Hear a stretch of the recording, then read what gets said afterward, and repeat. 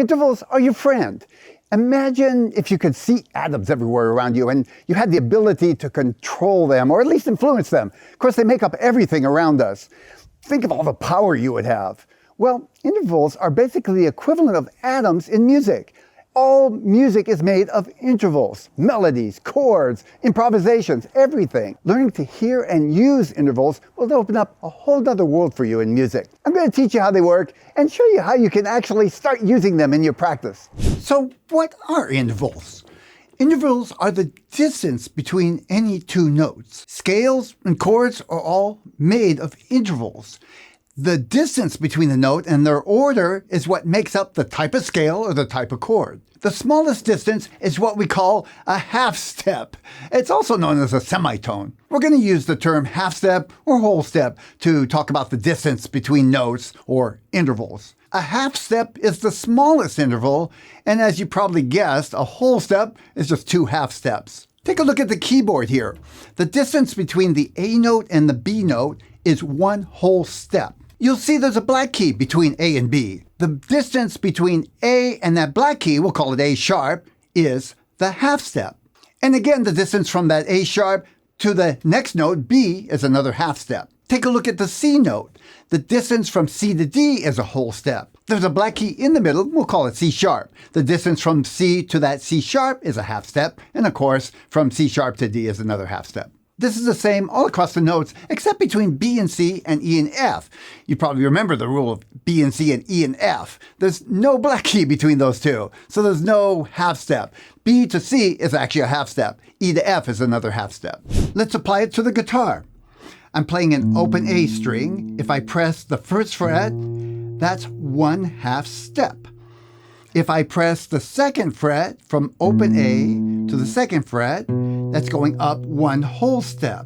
Now, if I go from here down to the first fret, that's going down a half step. You can do this on any note. If I pick a C note and I go up one fret, that's going up one half step. If I go up two frets, that means I went up one whole step from C to D. There are many more intervals than just half steps and whole steps, but they all can be thought of as combinations of half steps. So for an example, a whole step can be thought of as two half steps. Now, all the other intervals can be combinations of that, 3 half steps, 4 half steps, so on. They do have other names, and it's particularly useful to use those other names like a minor third and a flat 5 when we're talking about how you use intervals to create chords. I'm going to give you an overview of all the different, we'll call simple intervals within one octave. To really get this, you have to use them and not just think it, but actually hear the intervals and get used to the sound. I have many practices that help students do that in my lessons. But for now, we got to do kind of a high-level overview so you can see what's available. Don't worry about memorizing everything, but do pay attention. I've written on the board the musical alphabet, starting with A. We could have started anywhere, it wouldn't have mattered. We're going to start with the simplest intervals.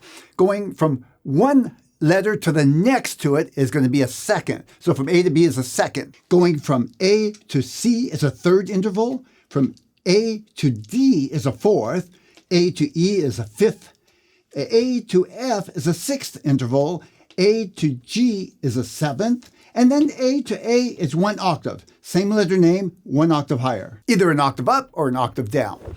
Now, just to be clear, you could start on any note. If you start on C and went to D, that you could call that a second from C to D. And if you start from E to F, that would be a second, and so on. But we're starting from A. So from A, we're going to say from A to one of these other notes, that's the interval. Now, I would love to say it's that simple. But we're going to add the next element to this. We're going to add the chromatic notes. In other words, there's actually notes in between many of these. Not B and C and E and F, but every other note, there's something in between. So that means there's actually more names for intervals. I mentioned from A to B is a second.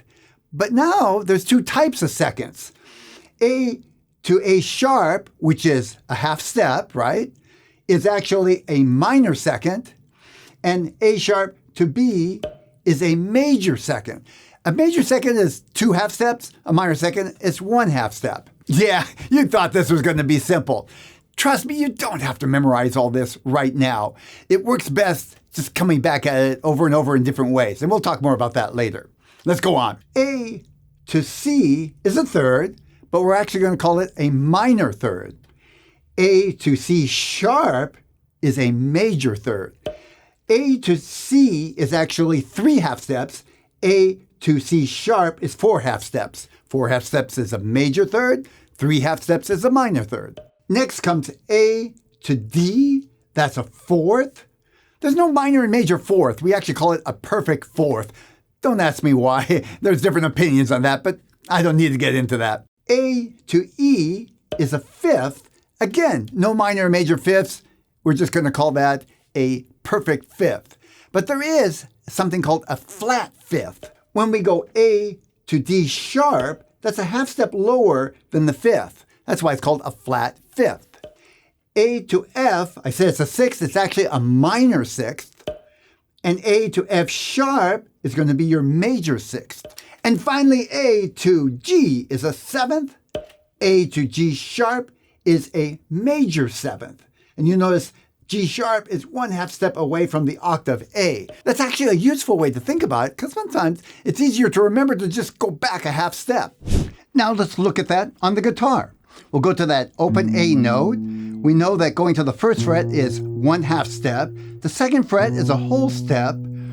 The next half step makes a minor third. That's 3 half steps. Open, 1 half step, 2, and 3.